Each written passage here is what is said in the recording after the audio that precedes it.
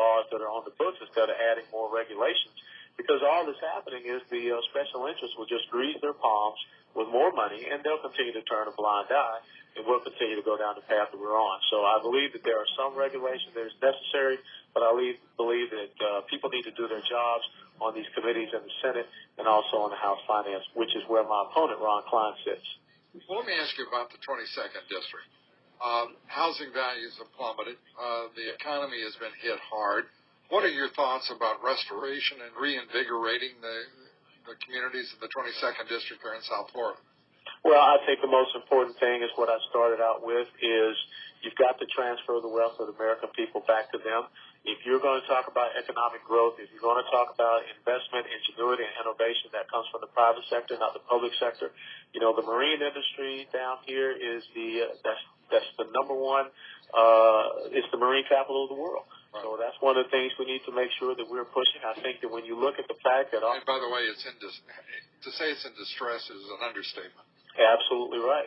And when you look off the coast of Florida and the oil and natural gas deposits that we have here that we should be tapping into, which will be a huge revenue-sharing boon to this state, to this district, it's a shame that we're not pursuing that. And we know that China is pursuing it because they're seeking to buy land leases from Cuba. And with the slant drilling technology, they can offset their platforms and be going right into our continental shelf. So I think those are the type of things, looking at, you know, stimulating the economy. You know, if you suspend payroll taxes, that's a great way to stimulate the economy. You know, we don't need the capital gains, the dividends, the death tax does not need to come back. We need to look at what are the ways that we boost the American people, not boost the government. And that's what I'm going to Washington, D.C. to stand for, and I think that'll help this district. Let me ask you real quickly, we're running out of time, but Cardinal Ortega saying that Cuba right now is in economic free fall. It's in crisis, and he is criticizing, not only the administration, of course, of Cuba and the Castros, but also the United States.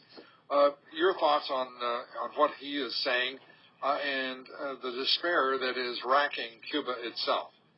Well, I think one of the things we have to look at, Cuba is looking for a new sugar daddy. And being in China, being in Venezuela, who will come in and keep that regime over there propped up, I think that there is a window of opportunity for us to allow some limited private sector investment into Cuba, but we have to make sure that private sector investment is going for the betterment of the Cuban people and not to prop up that regime.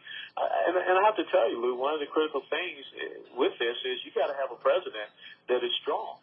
You can't have a president that is weak, and we saw what happened down in Honduras when he sided with a shot-in-back dictator. That was unbelievable.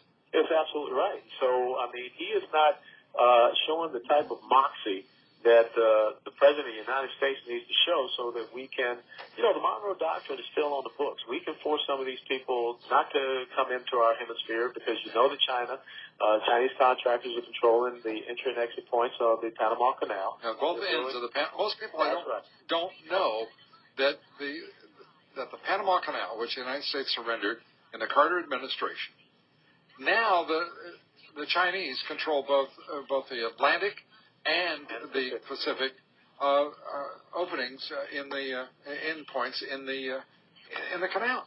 That's right. And there is no U.S. strategy for Central America or for South America.